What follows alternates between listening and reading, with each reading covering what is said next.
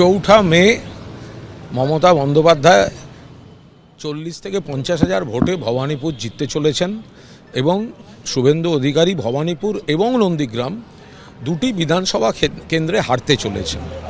মমতা ব্যানার্জির কেন্দ্রে যেভাবে পরিকল্পিতভাবে চক্রান্ত করেছে, প্ররোচনা দিয়েছে, তো মমতা বন্দ্যোপাধ্যায় তো কড়া নজর রাখবেনই। শুধু মমতা বন্দ্যোপাধ্যায় না, তিনি নেত্রী নির্দেশ দিয়েছেন প্রত্যেকটি প্রার্থীকে, প্রত্যেকটি এজেন্টকে, প্রত্যেকটি কেন্দ্রে। তো বিজেপি যেই হারছে বুঝে মরিয়া চেষ্টা, ইভিএম ট্যাম্পারিংও করতে পারে। কাল তো এখানে আমরা হাতে নাতে ধরেছি যে ভেতরে কোনো উইটনেস ছাড়া কিভাবে স্ট্রংরুম সিল খুলে বা গেট খুলে সেখানে ভেতরে মুভমেন্ট হতে পারে, ব্যালট নিয়ে কাজ হতে পারে। এবং তারপর তো নড়ে চড়ে বসে আমাদের কথা অনুযায়ী কিছু ব্যবস্থা এরা নিয়েছে। তা সত্ত্বেও আমরা সমস্ত রকম নজর রাখছি। ফলে শুভেন্দু অধিকারীও জানেন যে তাদের জনগণের ভোটে জেতার ক্ষমতা নেই।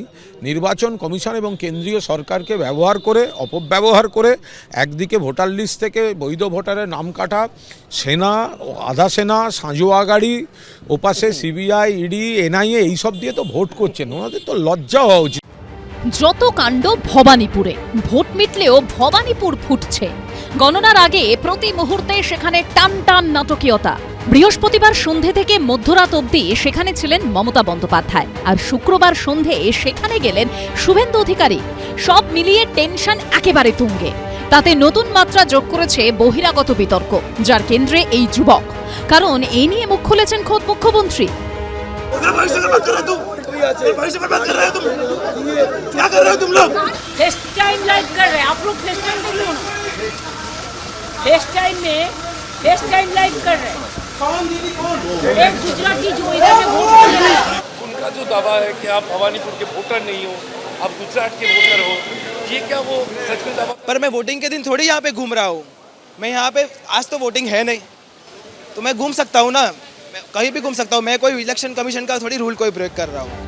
বৃহস্পতিবার মমতা বন্দ্যোপাধ্যায় যখন শখাওয়াত মেমোরিয়াল গার্লস হাই স্কুলে পৌঁছে যান, তখন বাইরে তৃণমূলের একটি প্রচার গাড়ি ঘিরে বিক্ষোভ শুরু হয়।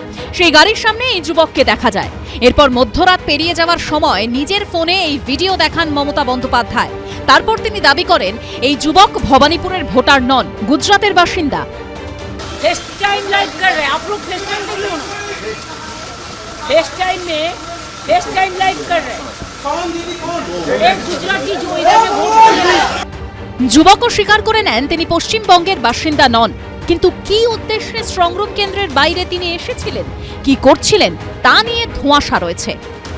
ममता बंदोपाध्याय आपका वीडियो वो सामने रखी, वो कहा, दावा किया है कि ये भवानीपुर का वोटर नहीं है, गुजरात का वोटर है, मेरे यहाँ पे आया है और यहाँ पे आके बवाल मचा रहा है। आपका क्या बयान है?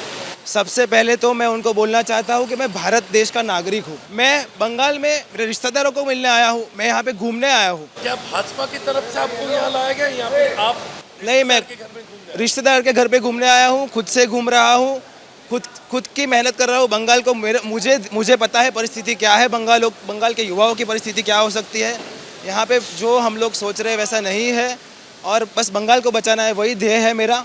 और ये मेरी जवाबदारी है, युवा होने के नाते मेरी जवाबदारी है, तो मैं वो जवाबदारी पहले पूर्ण करूँगा। कब तक रहने वाले हैं आप? वो तो मैं आपको नहीं बोल सकता, पर मैं रहूँगा। এবারের বিধানসভা ভোট অনেক অর্থেই বেনজির। 2001-এর পর এই প্রথম এত কম দফায় বিধানসভা ভোট হয়েছে। বিক্ষিপ্ত অশান্তির মধ্যেও ভোট হয়েছে মোটের ওপর শান্তিতে। এসআইআর-এর পর ভোটার কমলেও ভোটদানের হার রেকর্ড ছুঁয়েছে। আর ভোটের পর স্ট্রংরুমকে কেন্দ্র করে সংঘাত শুরু হয়েছে, তাও নজিরবিহীন, যার প্রেক্ষিতে কলকাতা থেকে জেলায় বহু স্ট্রংরুমের নিরাপত্তা বাড়ানো হয়েছে।